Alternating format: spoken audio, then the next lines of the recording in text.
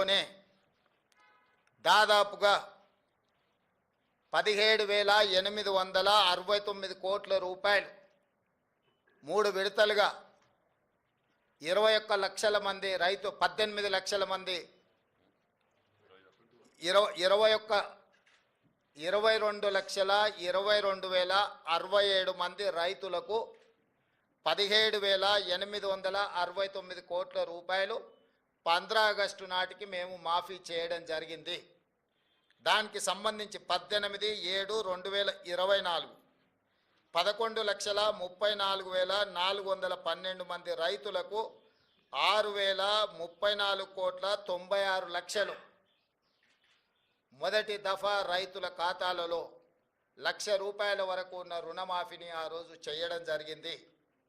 Phase 2లో 30/7/2024 నాడు 6,40,823 మంది రైతులకు 6,190 కోట్ల రూపాయలు ₹1,00,000 వరకు రుణమాఫీ ఉన్న వాళ్లకు రుణాలు ఉన్న వాళ్లకు ఖాతాలో రెండో విడత వేయడం జరిగింది. మూడవ విడత 15 ఆగస్టు 2024 నాడు 4,46,832 మంది రైతు కుటుంబాలకు 5,644,25,00,000 3 విడతలల్లా 17,869 కోట్ల రూపాయలు 22,22,067 మంది రైతు కుటుంబాలకు మేము మాఫీ చేయడం జరిగింది, వాళ్ళ ఖాతాలో వేయడం జరిగింది.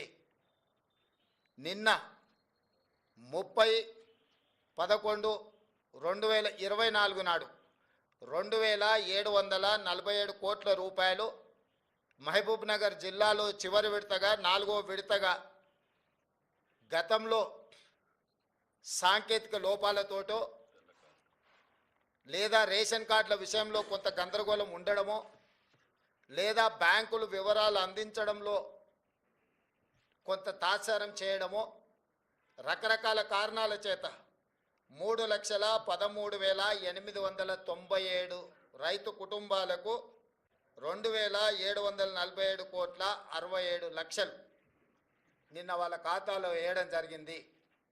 టోటల్గా 25,35,964 రైతు కుటుంబాలకు 20,616 కోట్ల రూపాయల 89 లక్షలు